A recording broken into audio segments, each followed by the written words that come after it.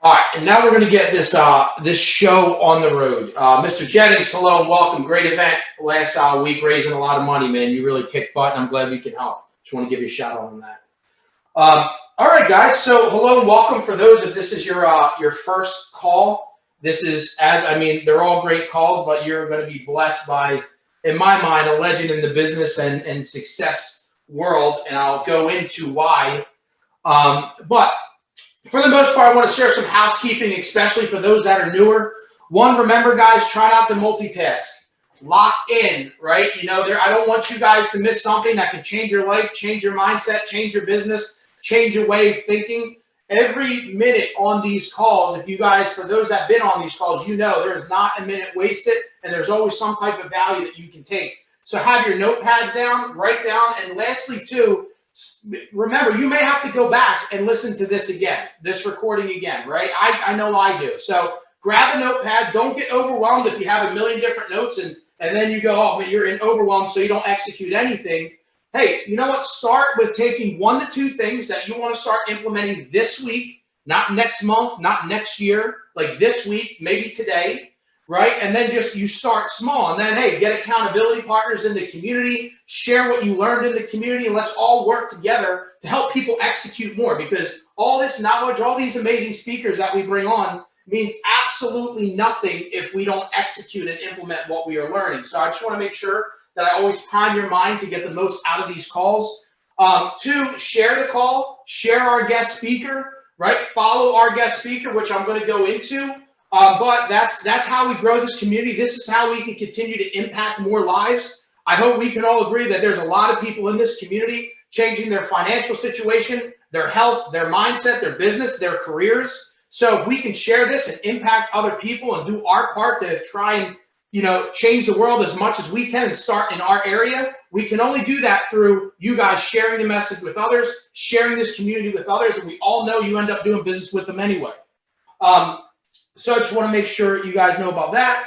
And then I just want to tee you up, too, with, what you're going to get from this call. So not only are you going to get information and tactical advice and coaching on what can help you as a person, but you're going to be able to take this information and become a better leader with it, right? Become a better leader for your employees. Become a better father. Become a better mother for your family, or your boyfriend, or your girlfriend, or whoever it is that you are leading, guys. Because I tell you guys all the time, whether you know it or not, you are all a brand, right? So whatever you are giving off to your network, or who are you, that's your brand. If you're negative, if you're, your health is garbage, you're not helping people, yourself, whatever that is, guess what? I'm sorry to tell you, that's your brand. So all this stuff that you're going to learn on this call, you take, you share, you help people, and as you get people that are inspired by you and follow you, this is going to help you become a better leader for them, too. So you guys are all leading somebody, whether you know it or not. So I want you guys to understand that. And what you're going to learn on this call is going to elevate your leadership, elevate you personally, elevate you spiritually, and on all different levels. So I just want to make sure that, you guys understand, like, all right, this isn't just for me. This is for my business. This is for my family. This is for my relationships. This is for my brand. And this is for my own well-being. All right, that's all I got for teeing you guys up with how to get the most out of this call. Let's go into the guest speaker here. So I know a lot of people in this community did the 75 hard challenge, right? And, I gotten to follow our next guest speaker through a podcast called the MFCEO Project. And that 75 hard challenge was born on that podcast. Now, I want you to also know, before that even existed, this podcast changed millions of lives. And within this new season of you guys all being distracted with inflation, this, that, and the other thing, I did a call, whether it's on the Deep Roots, and I did a couple of recordings with some other peeps, and we talked about going back to the basics, right? Because going back to the basics always works. And what I did was, I was like, you know what? We got Vaughn Kohler coming up here. I was like, you know what? Let me go back to the first episodes of the MFCEO project. And I must have not seen, I don't even, but the first 5 are literally a clinic of everything you need to know about business. And it was just mind-blowing to me, which is why I shared it in this community. So Vaughn was a part and a co-host with Andy Frisella on growing the biggest success in business and personal development podcast ever. And I know a lot of you had your life changed through this podcast. So not only does he have experience building one of the biggest podcasts, but guess what? They've had some of the most amazing entrepreneurs and highest performers on the planet on this podcast too. Now, on the other end of things, Vaughn was also a pastor and leads his own community and helps people. So I want to kind of give you guys a bio, which is on his website too, just to go deep into the speaker that we have now, so you guys know, like, tune in here. So for the last 5 years, I've served as a co-host of the #1 rated business and success podcast in the world. I've helped incredibly successful multimillionaire entrepreneurs create 7-figure products and services. Everything from a set of children's books to an elite network of entrepreneurs dedicated to scaling their businesses to 9 figures, maximizing their full potential and making powerful impact on the world. But I also understand that while the pursuit of excellence and success, which often includes wealth and power, can be a good and noble pursuit, it does come with challenges and temptations. As a former pastor, I offered men and women support and guidance through ups and downs of their lives and help them live on a deeper, more meaningful level. He's a professional writer, but I do want to share this with you guys. If you are in this community, I tell you guys all the time, sometimes we're going to need things that are bigger than us to get us through some of the struggles and some of the challenges that living a high performance life, a business, is going to put you through. Sometimes we need things bigger than us that our coach, our husband, our wife, anybody on this earth cannot get us through. So we need that higher power. And for you guys that follow me, you know I have a big faith in God. Now, I don't want you guys to miss this message. So whether it's God, whether it's the universe, you're going to get a lot of content on how to believe in a bigger power to get you through this. And, I do want Vaughn to share that because, the one thing I learned when I have my meetings with my pastor and breakfasts and lunches, just to kind of get deeper on a spiritual level, it is just unbelievable how well he listens, right? And as I talked to Vaughn on the call, I was like, man, this is just, like, I would love to be in business with this guy. I would love to just have conversations with this guy. So I want you guys to understand, when I say be a better leader, be a person that somebody's going to hire, the skills that he develops as a pastor will massively help you guys. So I don't want you guys to miss this stuff too, because this is something that gets me through the toughest times, and I hope that you guys can take some lessons off of this too. So Vaughn, I know that there's a million other things that I could talk about you. I probably went too long, but I'm pumped to have you on here and to get everybody to just learn more about you, man. So thank you so much for hopping on the call, my friend. The floor is yours, and I'll tee you up some questions too. Thank you, brother. Very kind words. I really appreciate it. The only thing you left out was I, in listening to all of the people talk as we were getting started, I heard these wonderful Philly accents, these Eastern accents. Oh, that's right. Yeah. And I have to say that, I grew up in the Midwest, but I am the son of Ken and Claire Kohler from Philly, PA. And so when I was young, I had such great memories of coming out east, and my cousins lived in Cinnaminson, New Jersey. And so I have memories of like going to Sylvia's candy store on Glenlock Street and enjoying soft pretzels and all this kind of stereotypical Philly stuff. But I just have wonderful, wonderful associations in my mind with the East Coast, and particularly Philadelphia. I have to say that it was weird. Some guy out in Manhattan, Kansas was celebrating hard when the Philadelphia Eagles won the Super Bowl a couple years ago. So I feel like we're simpatico, even though I haven't ever actually lived on the East Coast. But I've always told my friends who, because I grew up, like I said, with East Coast parents, and they were very much more demonstrative and sort of aggressive than the typical Midwesterner. And I used to tell them, I said, hey, listen, be thankful for people on the East Coast, because if there's any foreign army that invades, they're not getting past Philly. They're not getting past Philly. So thank you. It's great to be here with you. Thank you. Very kind words.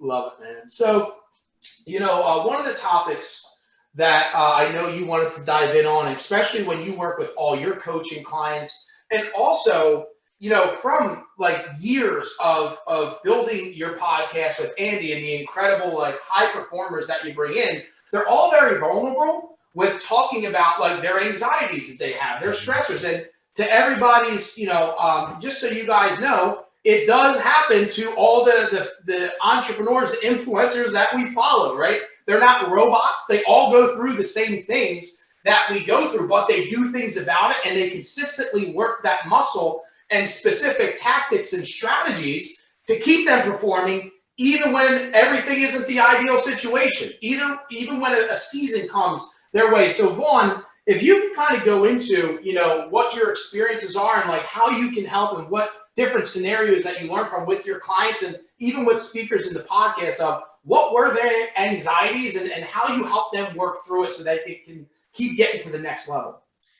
Yeah, I'd be happy to do that. And, everything happens for a reason. And Devin, you don't even know this, but I want to add a new layer onto this conversation, which is, so on a normal basis, I have a lot going on. I work with Andy. I help a ministry raise money. So I'm constantly traveling to help, cultivate relationships with wealthy people who are going to support that ministry.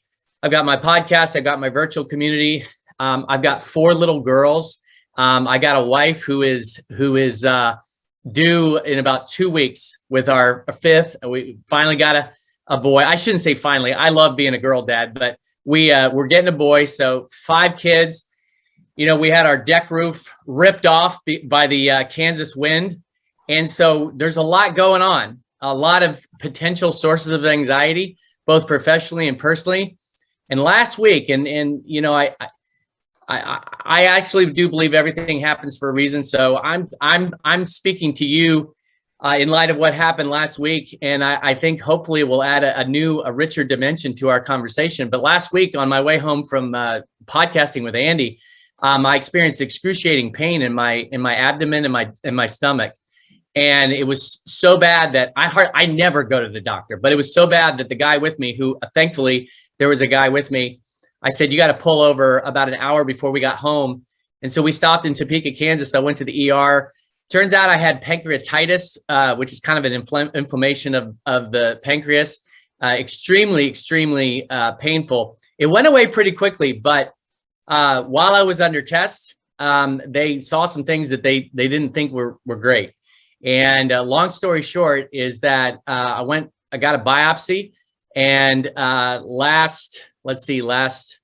losing track of the days here, but I think it was last Friday.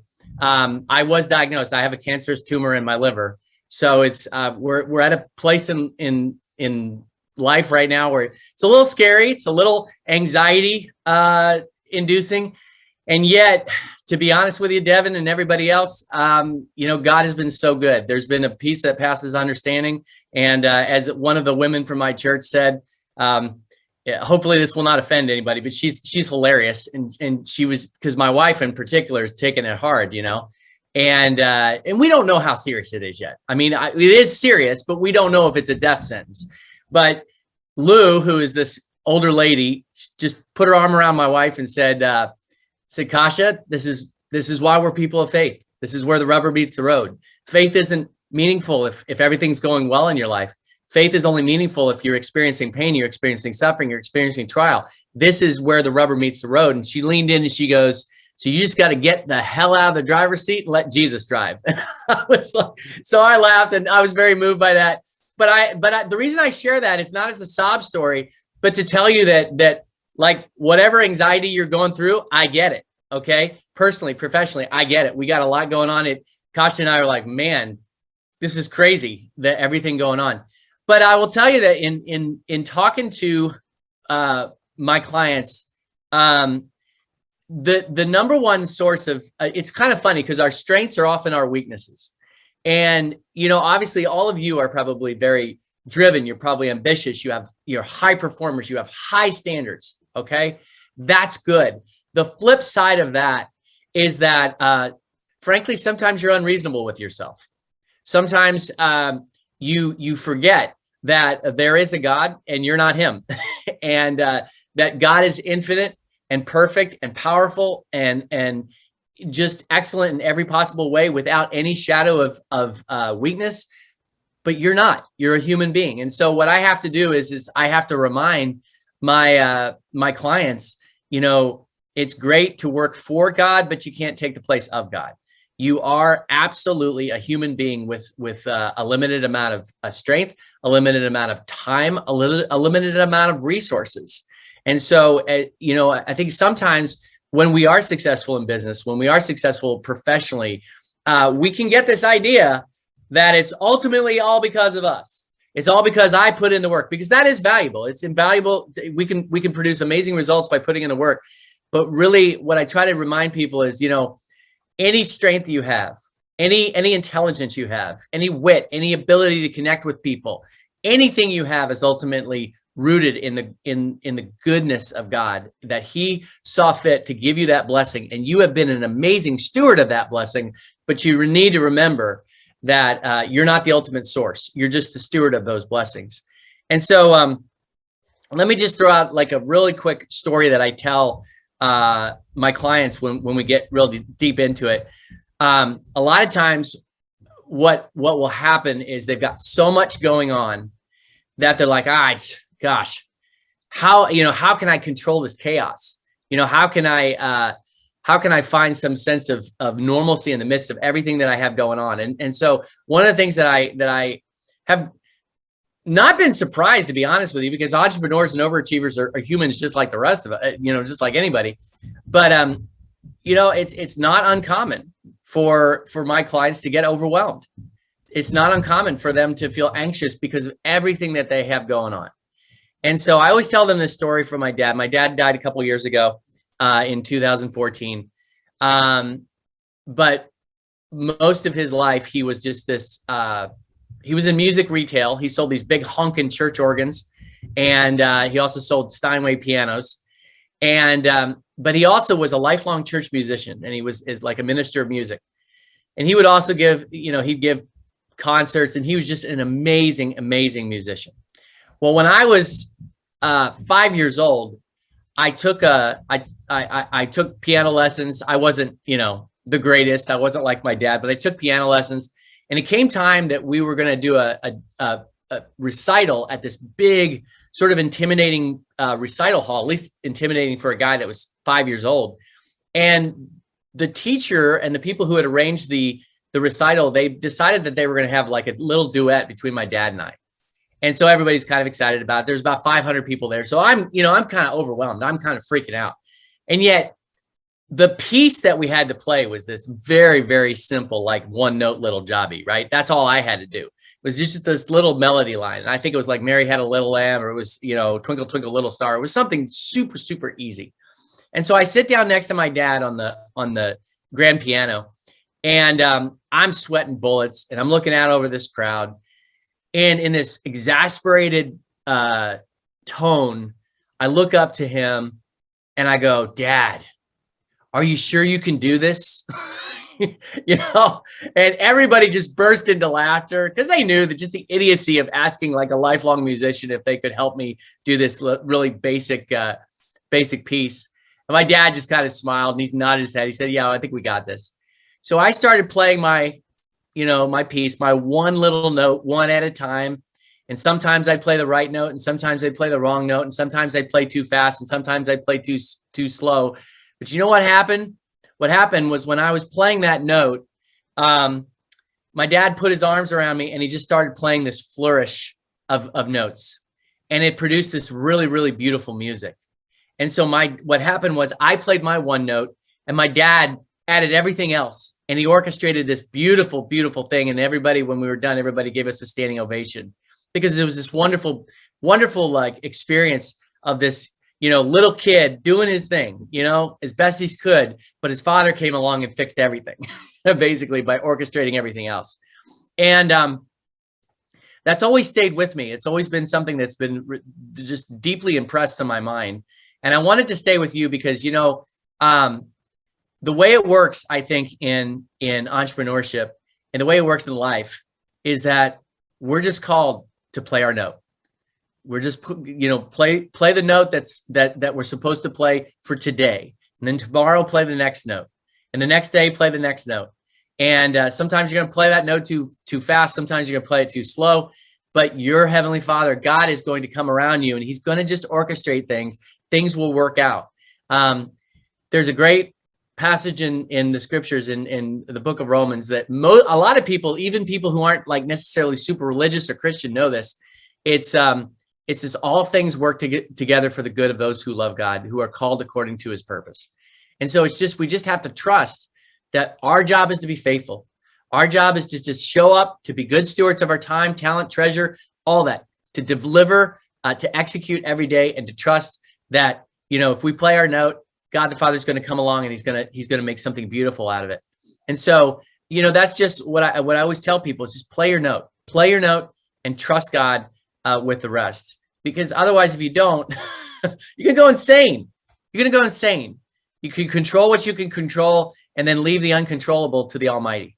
I think if you learn to do that, that your level of anxiety will subside. Now, we're human beings. We're always affected by what we eat, what we happen to experience today. So there'll be up and downs. But I think overall, and I can tell you with a very, very clear conscience, that in spite of everything that's been going on the last week or so, I have had a really just supernatural peace. A supernatural anxiety. If there's been any sort of sorrow, it's the idea of leaving my kids without a dad or leaving my wife without a husband. But I'm not afraid to die, and I'm not afraid of the future. And I think God will give you that gift if you focus on him, take one day at a time, play the note, and let him create beautiful music from your life, personally and professionally. I'll take a breath just to let Devin interact here. It's two things. So, recently there has been, and I'll tell you what I shared with some of our Deep Roots members too. It's a lot of times, right? There are people that will be in your life that do things that you don't agree with, right? Whether you're the nicest person, man, I over-deliver for that person. Why do they act like that? Why did they say that? Why did they do that? Why did this customer do this? Right. And sometimes if you let it, other people's actions around you will just drain you.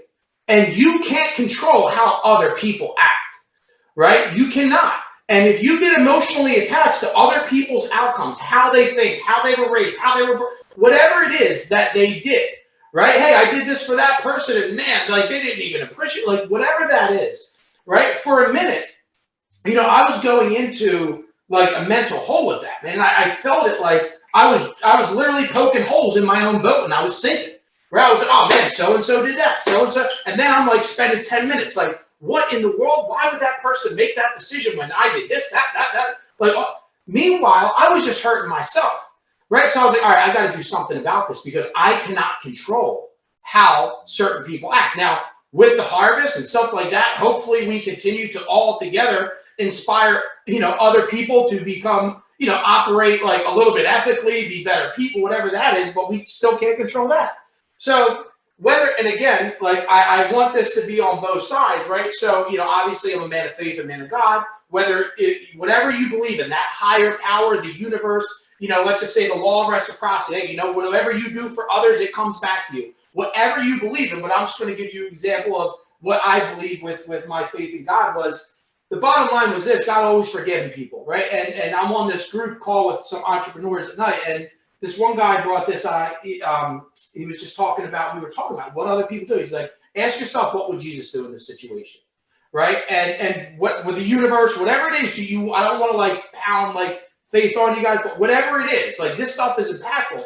And I was like, you know what he would do? He would forgive, be nice to him anyway. Forgive him. He'd be nice to him. Like that's in my mind. That's how I thought to handle things. So it's just like that gave me peace because I'm like, you know what? No matter what happens around me, I'm going to still remain doing good and continuing to give them grace, keep trying to help people. Am I perfect? Absolutely not. Do I make mistakes? Yes. But what I will do is forgive people for how they act and pray for their happiness. Right. And that mindset shift really helped me literally save hours a day of being pissed off about how other people act. right? I mean, even think about it when you're running, you're running a company, employees, some of your clients, like, the market went crazy, in your financial, they're blaming you. It's like, what? I didn't do this, or whatever. But as we're having this subject, I want to give you guys a real life example of how that helped me, because as the person who facilitates this community, I'm standing before you. I am not perfect. We're all on this journey together, and I'm sharing you a lesson being vulnerable to where I was literally poking holes in my own boat, sinking my own ship, because I was so mentally involved with how other people were acting, trying to figure out, and that is a method, based off what Vaughn was talking about, that gave me peace to be like, you know what, just keep doing you, man. Keep trying to be the light. Just pray for their happiness, give them grace, and say nice things to them anyway. Give them a nice, think about customer service. Hey, I don't want to use your services anymore. I found a cheaper guy or whatever. Oh, well, guess what? You get what you want to hit them with that. You get what you pay for. It's like, no, you know what? If you ever need me, if I can ever be anything of service to you in the future with any questions, just know I'm always here for you. No matter. And the crazy thing is, you'd be surprised what happens. A referral comes. Maybe they come back to you. And that's what helped me, Vaughn. So I just want to kind of go in that story based off of what you were talking about, because that just happened to me. Good stuff. I love it. Yeah, I mean, there's no question that my experience as a pastor and my study of the Bible, and then my experience as a co-host working with Andy Frisella, there's a common theme, right? And that is that you have to have goodwill toward people, whether they are kind to you or not, whether they do business with you or not. And there are going to be people who hurt you, and people who are lousy to you, really shady. And a phrase just popped into my mind. I love it. Dr. Martin Luther King said, "I will never hate any man. I will never give him that power over me." And I just think that's a great attitude to have. Is that when you get hateful, when you get resentful, when you get jealous, when you get envious, you're giving someone else power over you, that really sort of impairs your ability to be a person who enjoys your life and live a healthy and even a holy life. And so I mean, whether it's Andy Frisella or whether it's Ed Milet or really any of the overachievers in the RHA syndicate or any of the ones that I met through the MFCEO project, they all have this attitude. You said it, Devin. They all have this attitude of, don't chase money, don't chase, whatever is going to leverage you to look like, you can pound your chest and feel good about yourself. Always seek to help people, always seek to provide value without any strings attached, and just kind of let the chips fall where they may.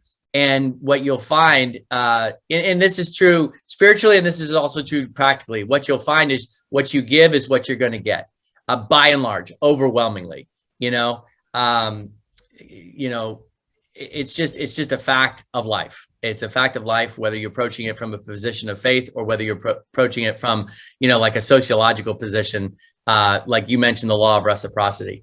Give, and keep on giving. Will there be the occasional person that screws you over? Yeah, but in general, you're going to get back what you give. Man, and so just so I don't want to assume that everybody knows who Vaughn's partner was with this podcast, but it's a guy named Andy Frisella. I'm going to assume, I don't know. I'm going to assume right now his company's valued in billions of dollars, if not close. But he started a company with $12,000 that he made from painting stripes in parking lots. And him and Vaughn started this podcast. And Vaughn, you worked for a newspaper, was it? Or you used to be a writer? And that's I was the editor of a very short-lived magazine in St. Louis. And it was kind of geared toward men, but it was meant to be like helping men be better men. So it was meant to try to be sort of a GQ for St. Louis or what's that other, I'm forgetting, but there's another men's magazine. But meant to be like bring the best out of men. And so Andy was very well known in that area, not just as a business person, but as somebody who was just a good guy. And so I was assigned to write an article about him, and that's how we met and really hit it off. Yeah. So I want to piggyback off of that too, because I'm always fascinated. I am like, my hobby is just being like, a junkie to learn how high performers operate. So, and, Vaughn was able to work with Andy for, I don't know, however many years. And in the beginning of his podcast, if you follow him now, complete different physical transformation. You could just see, he was always super, super intelligent, obviously, but for the most part, like, you saw like different seasons of Andy, right? And he's very vocal with the anxieties and the struggles and stuff that he had. And it felt like through that podcast, you kind of like were physically there to see that transformation and stuff like that. So is there anything that you would be like, these are the breakthroughs that I saw him have, especially, as he was growing this, or, without getting too personal, obviously, with respect to Andy. Yeah. You get what I'm saying? Like, was there anything like that could relate to everybody here? Because we all think that these people who build these massive companies, they don't go through the same stuff that we go through, right? It's only us. But you were there to live through, even when he was successful getting to the new ceilings that he was creating.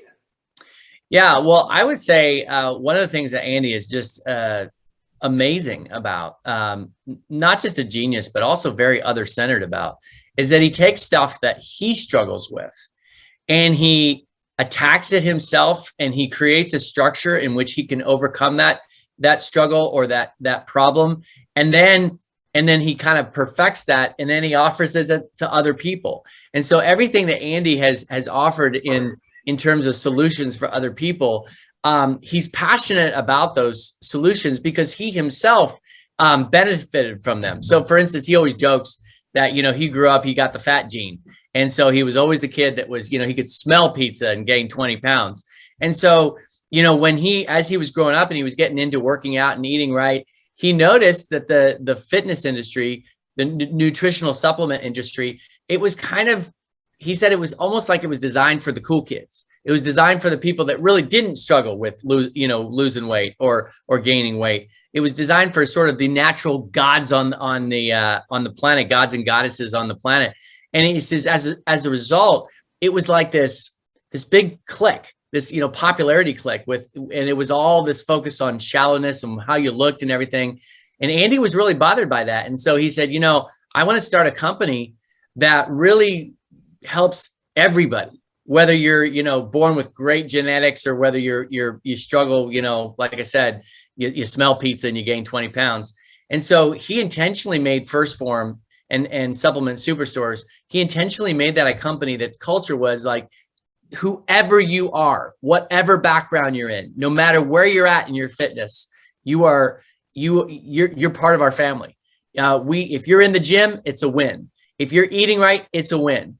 And so, he took his own struggles and used that to create something that helped somebody else. Same thing with MFCEO project is that basically, he looked around and he saw a lot of wannabe entrepreneurs. He saw a lot of life coaches that were, no offense to young people, nothing wrong with it, but were like 20-year-old life coaches who had no experience that were telling people how to live their lives. But overall, he just saw a lot of scams and frauds in the entrepreneur space. And a lot of them weren't telling people what they really needed to hear about how great entrepreneurship was, but how hard it was. And just the straight facts of how to succeed in entrepreneurship. And so he started it. He didn't, oh my gosh, at that time, he was already making massive amounts of money. He didn't need to start a podcast. He didn't, from day one, we have never once advertised on the podcast. When at one point with our numbers, we had advertisers coming and offering crazy numbers to Andy. And Andy's like, no, I'm not doing it for that reason. I'm doing it because I want to provide value and I want to help people. And he took all the struggles that he had building a business and was just straight up honest and brutally honest about those struggles and offer them to other people. And people have eaten it up and it's helped so many people. And then like the last thing I'd say is just with 75 hard, Andy realized in his own life that he needed to create mental toughness. He needed to develop greater mental toughness to keep himself on track in every area of his life. So 75 Hard is a program that Andy, first of all, implemented in his own life and to deal with his own struggles. And so I can tell you this, working for Andy has always been great. Okay. He's a very intense dude. You don't want to half-ass things because he's going to let you know about it. And so sometimes things can be very, aggressive and intense, and getting a tongue lashing when you grew up, not because you made an honest mistake, but because you literally were lazy or you did something stupid. Getting a tongue lashing, it's not fun. But I will tell you this, the last 2 years, Andy's been on another level.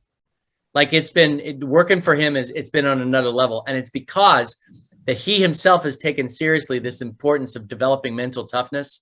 And so that's that's a huge reason why he created the 75 Hard program, so that other people could experience the benefits too. So what I would say to everybody here, the lesson I think for all of us is, don't be afraid of your struggles. Don't be afraid of your problems. Don't be afraid of your anxiety.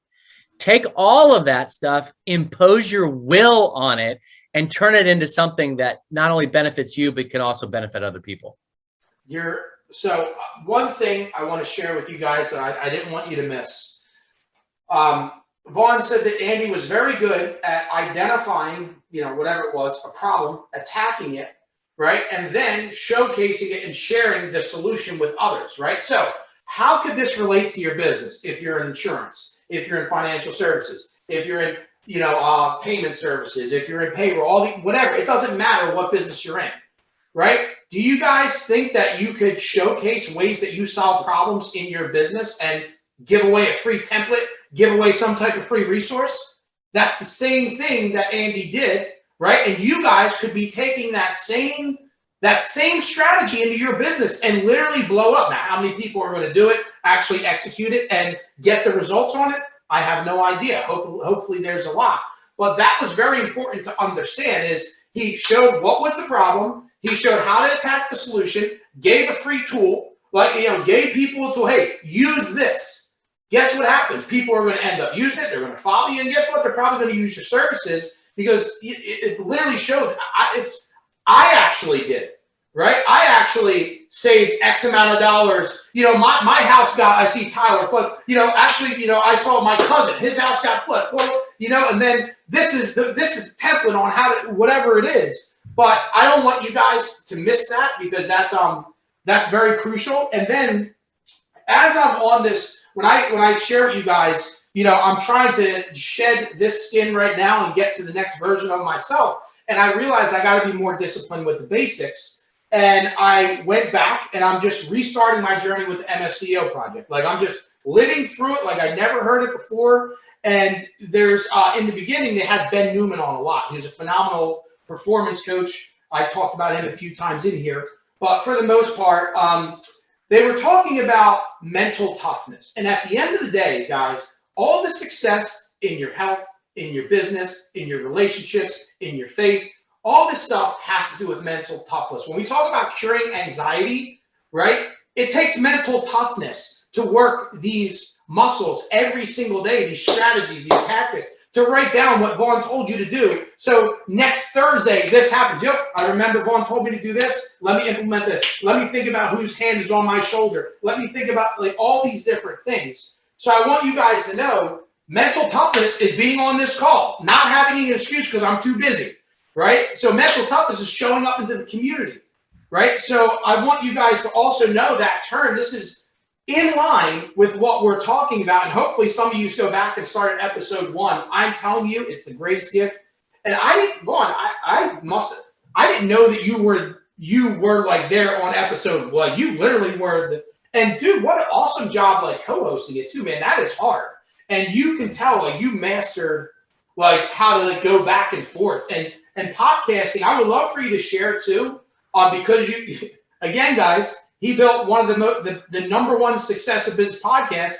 If you guys are on this call, one thing that you should definitely think about in the second half of this year is starting a podcast, right? And that could be, that's huge. That can be a ton of connections. So Vaughn, if you want to kind of go into that, listen, as successful you guys were, it was still new to you, right? It was still episode 1. You know what I mean? So what was that journey like? What limiting beliefs did you have? I don't know. Well, one thing that I will say, just to piggyback on what you just said, is that not only do I encourage people to, dig down deep into their struggles and whatever they whatever problems they face, and to create content that helps people solve their problems too. I would also say most of you probably struggle a little bit with perfectionism. And as my coach recently told me, sometimes done is better than perfect.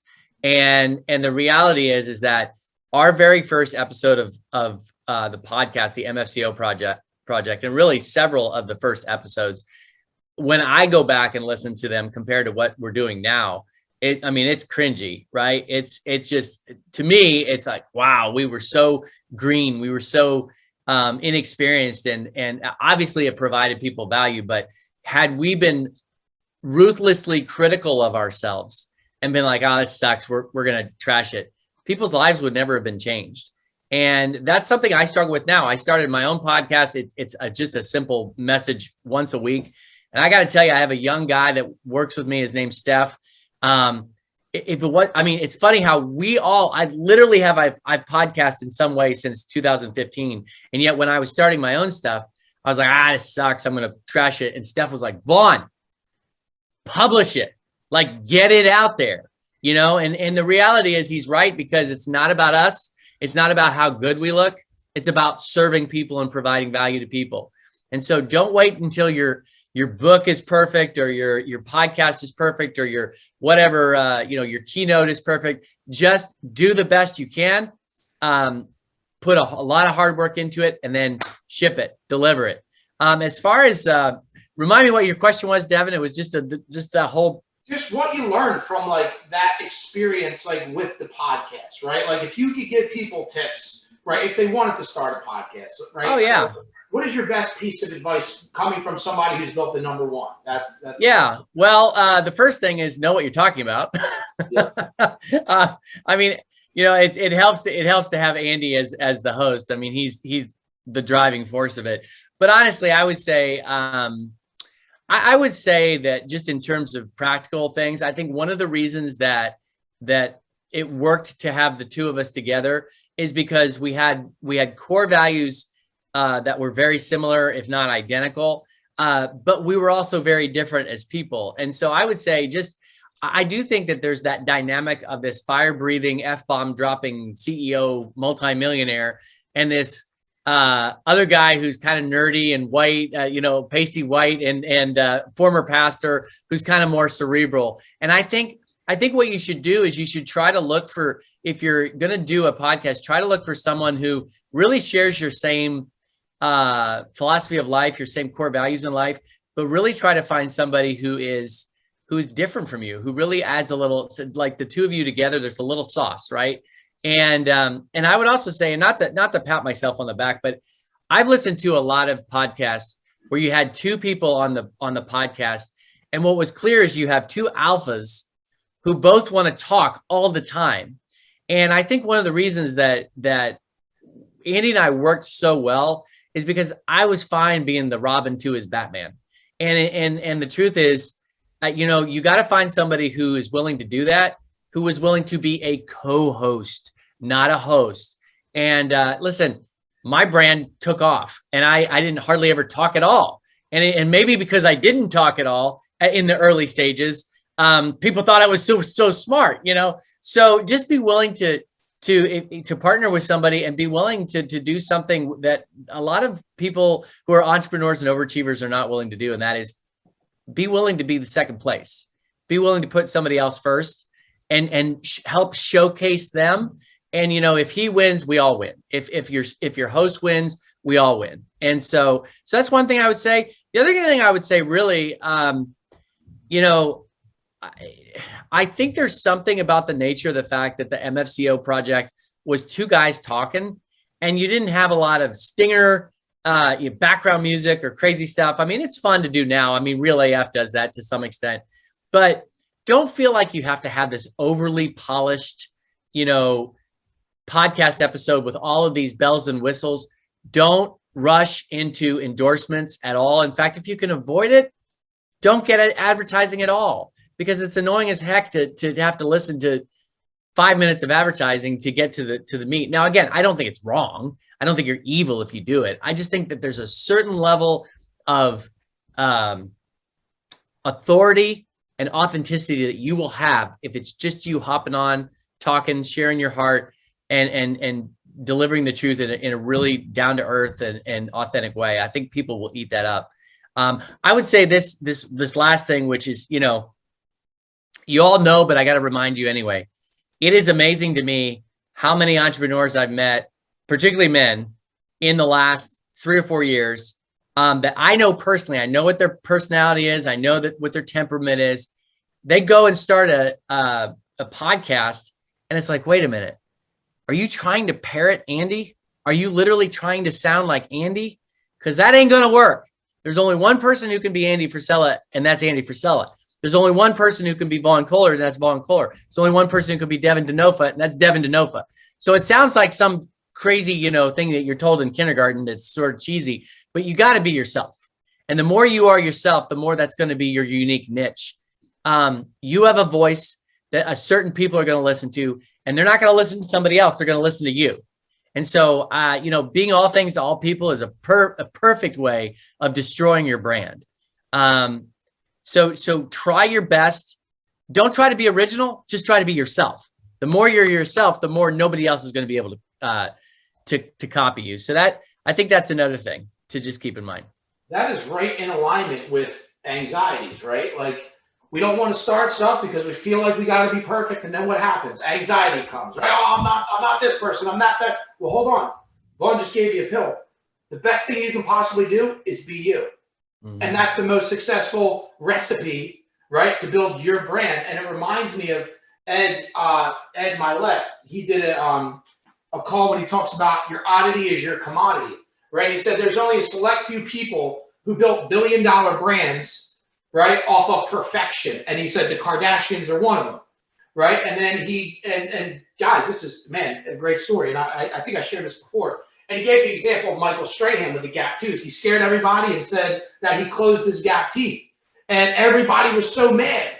And Ed was like, the reason why he's like, he doesn't do that is because it connects him with the people. It's his brand. It lets people know that, listen, I may, like, my body may look like a god, right? But for the most part, like, I also am human. I got to get, you know what I mean? And that was his oddity, was his commodity, and exploded his brand. So when you guys are working on these journeys, and it's not a coincidence where you see somebody on social vulnerable about a story, about a struggle, and they're going after it, what happens, guys?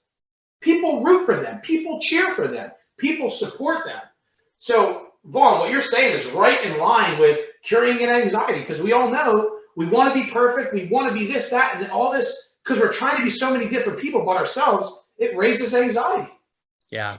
So, I love a quote by St. John Paul the Great. He said, I'd rather be hated for who I am than loved for who I am not. And that's really the bottom line is it just takes too much energy, too much effort to put up a front.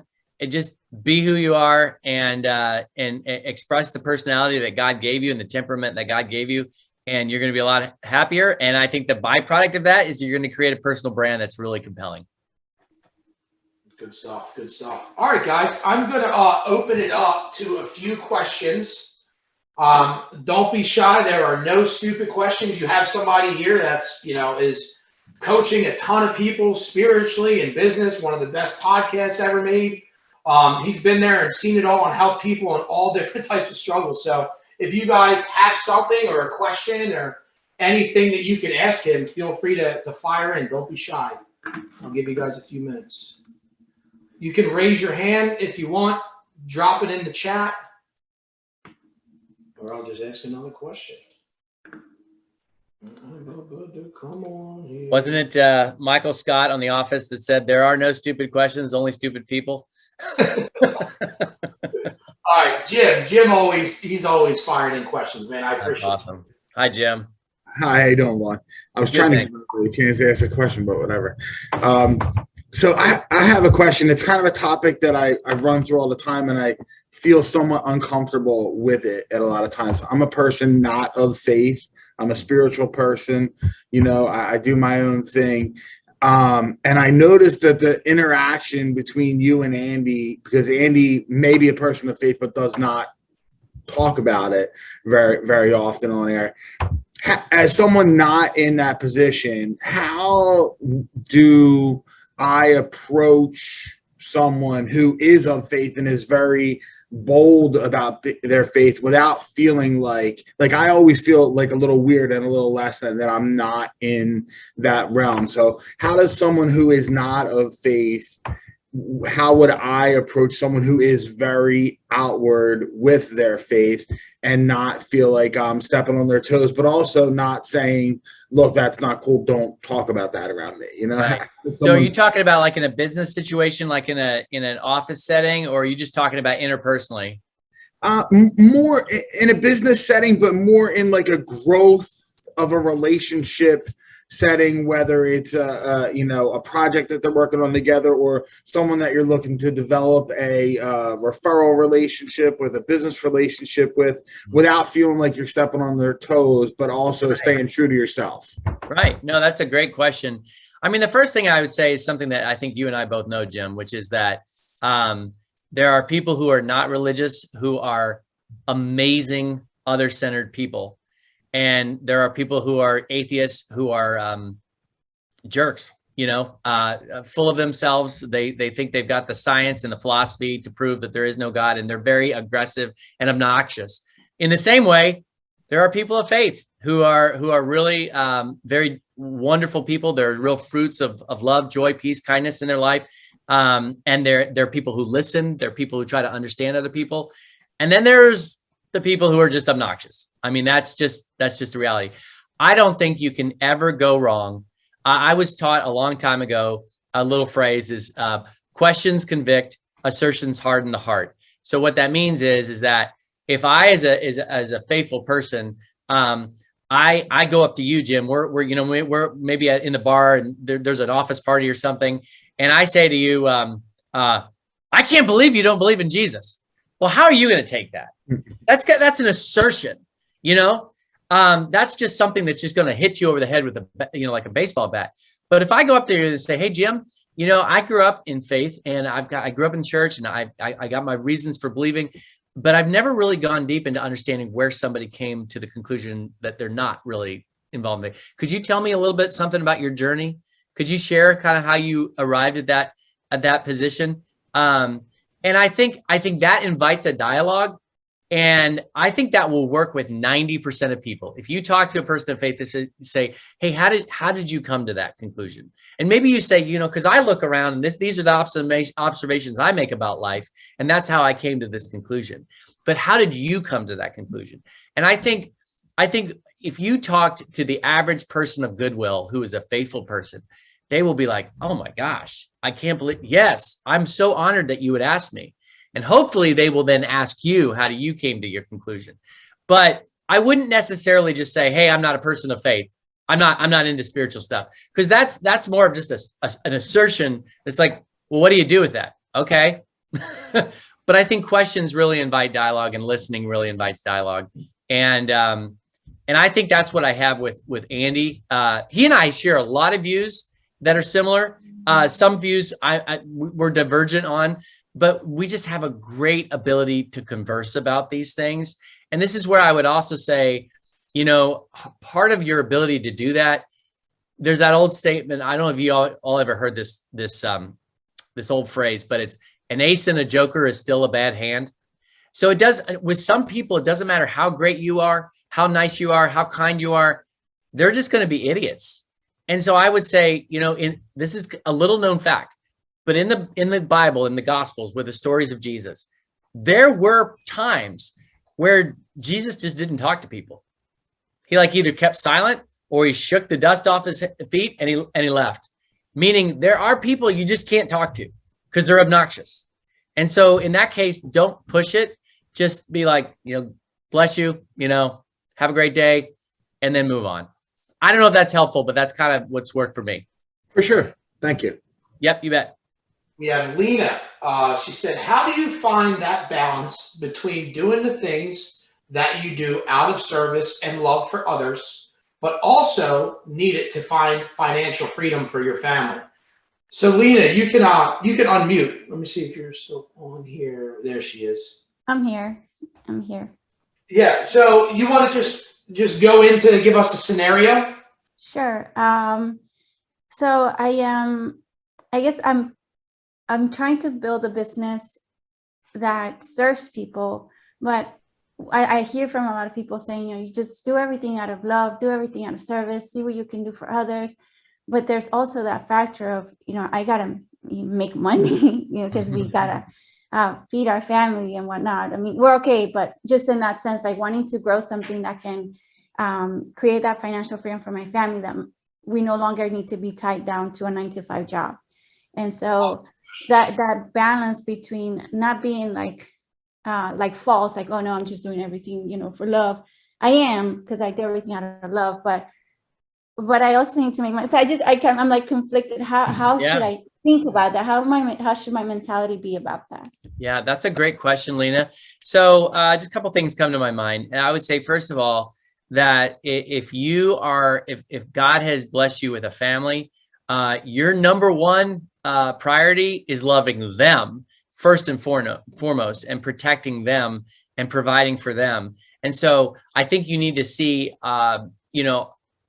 doing everything in love in terms of professionally for other people, that has to be guided by the fact that you do have to provide for your family. And so what I would say, what that means for me personally is that, and this is harder when you're a nice person, when you have a lot of love in your heart for other people, doing things out of love does not mean that you should not charge what your product or your service is worth.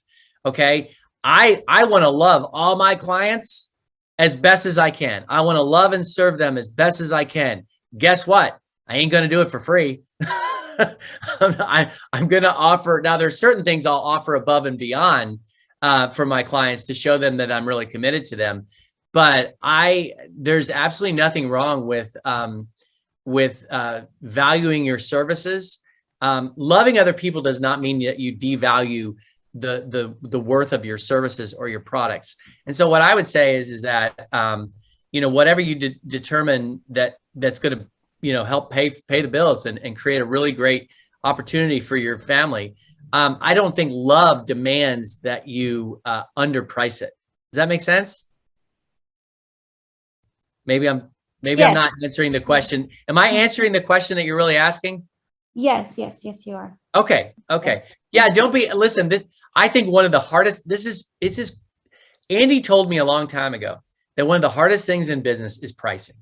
It just is, because you don't want to price too low, because I think that devalues people's perception of your product or your service. But you also don't want to price too high in a way that's unreasonable and puts an undue burden on people.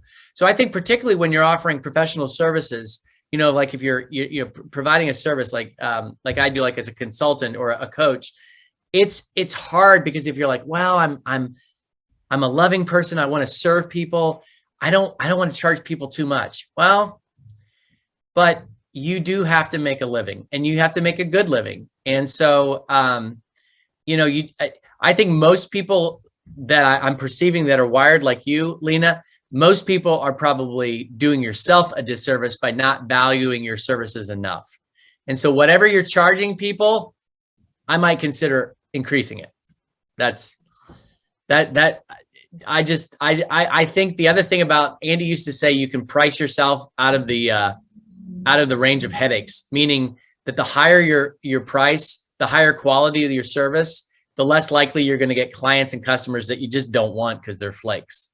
So, I found that to be true. Like I don't charge a ton for my coaching in any shape or form, but I've never had any problems with my coaching clients because they're paying a decent amount a month and they value it and they value me. And so it works out well.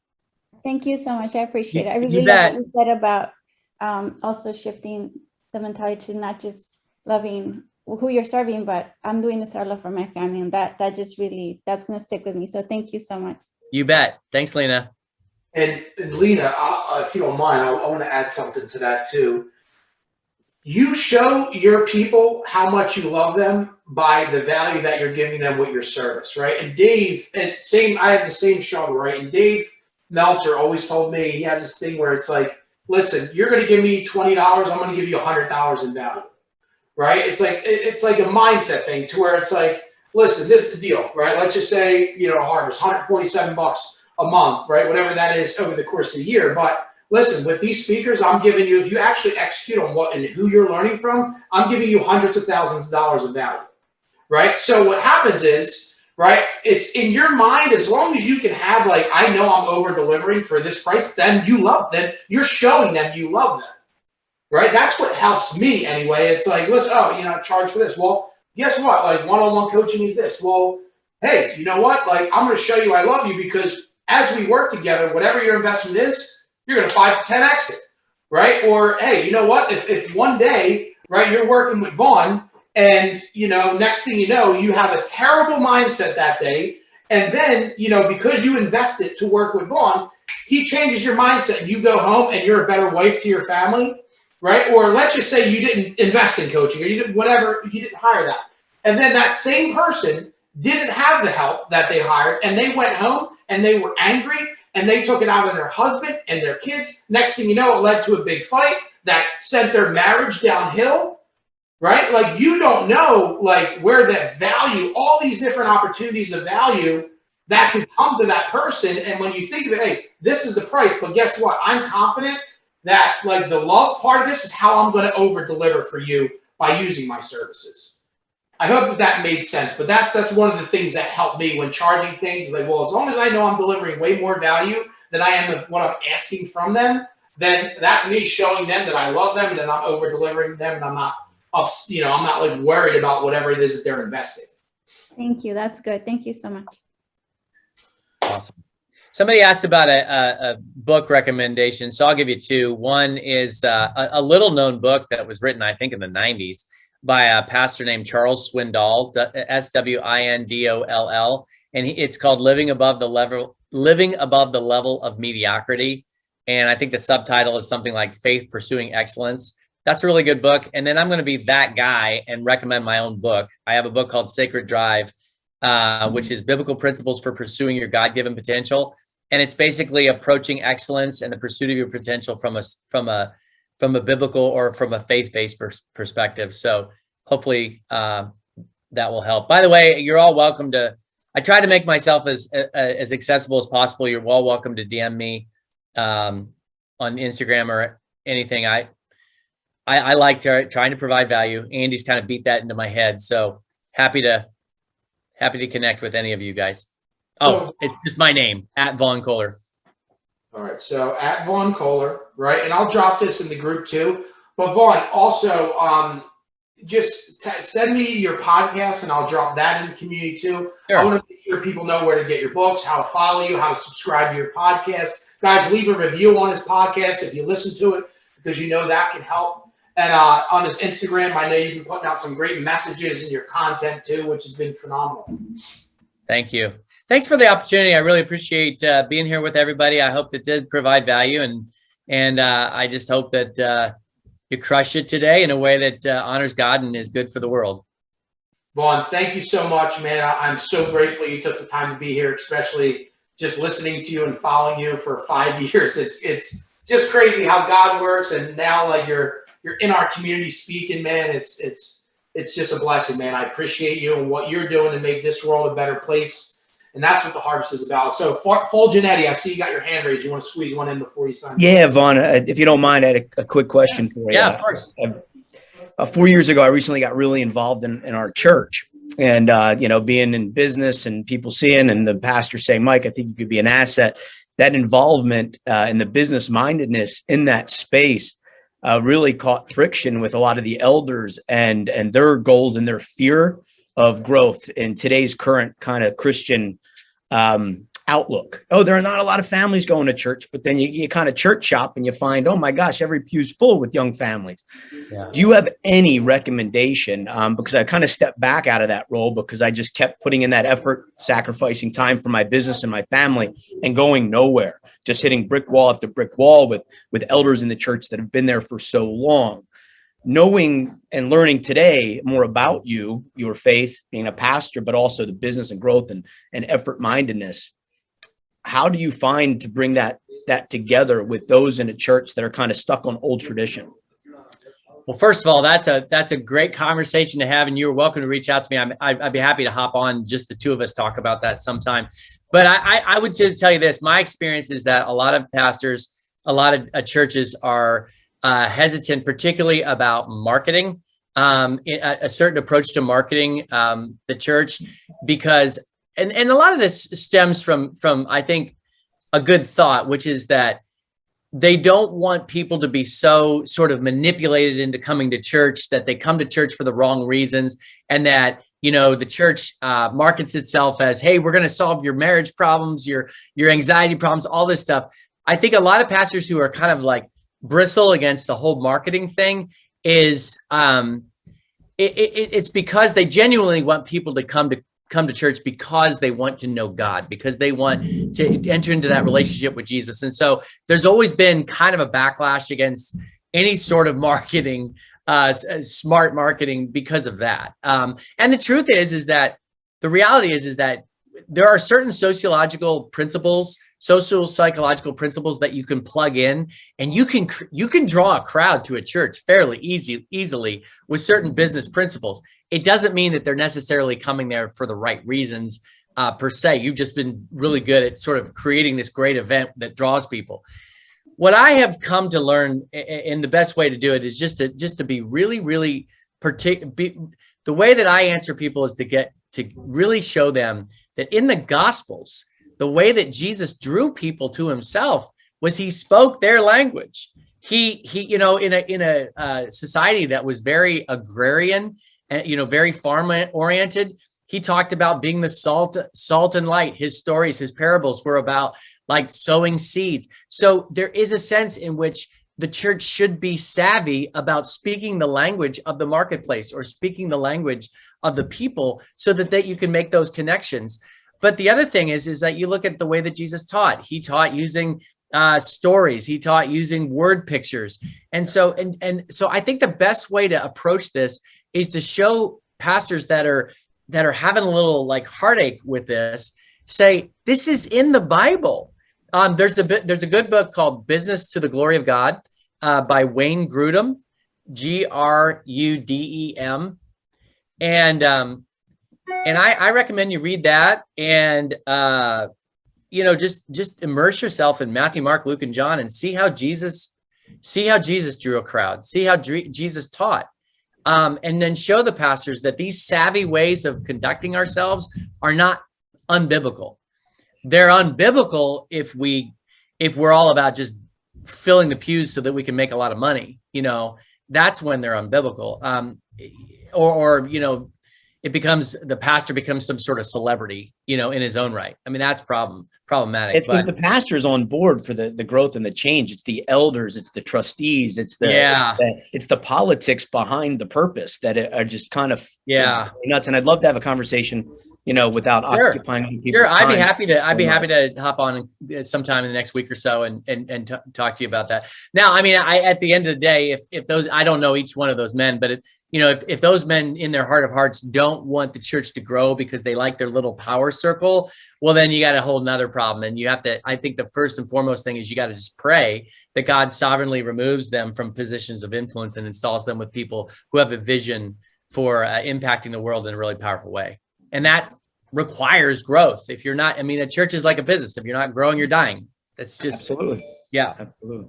Well, appreciate your time today. You've been amazing and wonderful. Yeah, you bet. Thank you. That was another business tip. Speak your market's language, right? Well, we'll leave it at that, Vaughn. Thank you. Thank you. What a way to close off the call, guys. Thank you so much for investing in yourselves and being on this call, guys. Please share the call, follow Vaughn. And let's live out what we're learning today. Write down a few things that you're going to take and implement, and lead into the community to hold each other accountable and actually execute this stuff too, so we can all get to these next levels together, guys. Vaughn, thank you so much, man. I had a blast with you on here, brother. Thank you. Thank you, brother. Appreciate it, Devin. Take care, everybody.